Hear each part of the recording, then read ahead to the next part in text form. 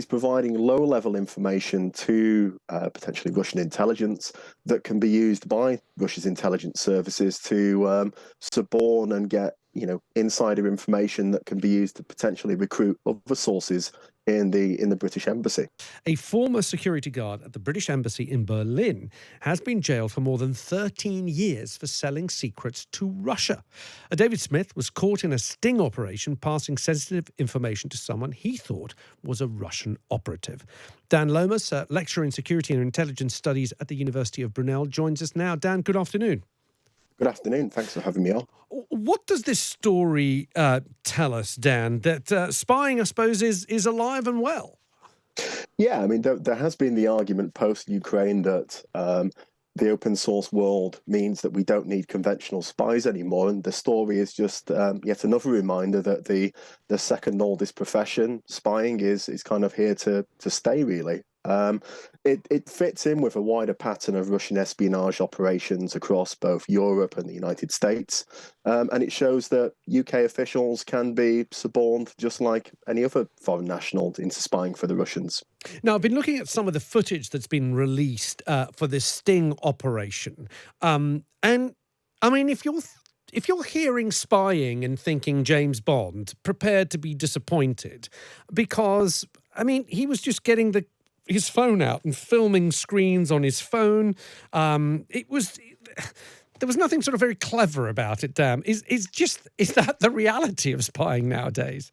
Well, again, the techniques in tradecraft change depending on sources, and I suppose, like in every other form of life, you have good people that are good at espionage and people that are, in this case, fairly terrible. I think what the case kind of illustrates for us is that in this particular case, that he is providing low-level information, so not particularly stealing state secret stuff, but he's providing low-level information to potentially Russian intelligence that can be used by Russia's intelligence services to suborn and get insider information that can be used to potentially recruit other sources in the British embassy. Exactly.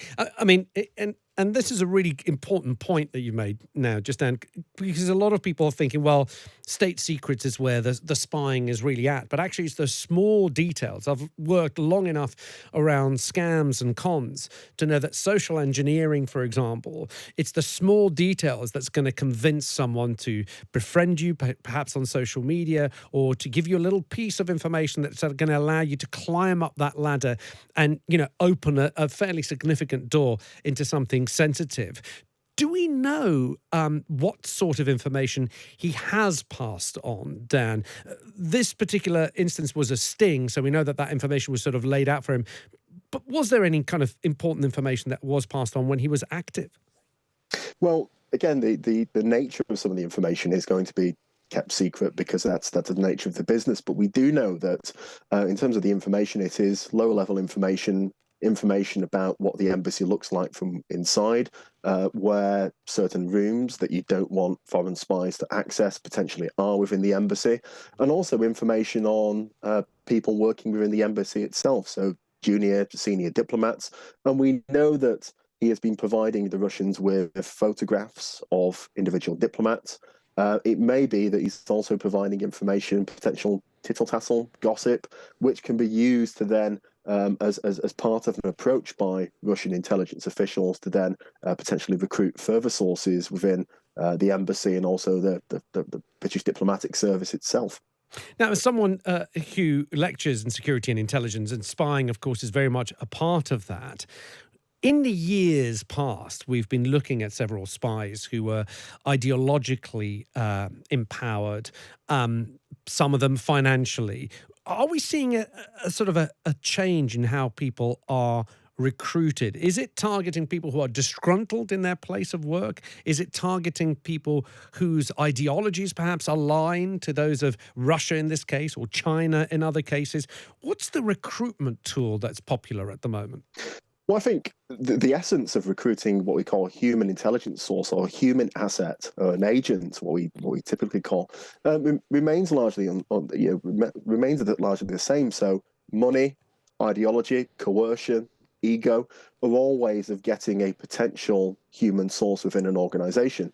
Now, money, of course, and human greed is always something that's been potentially exploited, as has the ideological spying. During the early part of the Cold War, the Russians were using, in the case of the Cambridge Five, for those who've been watching the latest ITV series on Kim Philby, they were recruiting individuals who were ideologically aligned with communism, believed in communism, and later on for Western intelligence agencies, we were recruiting people that were just disgruntled with the Soviet system in the 70s and 80s.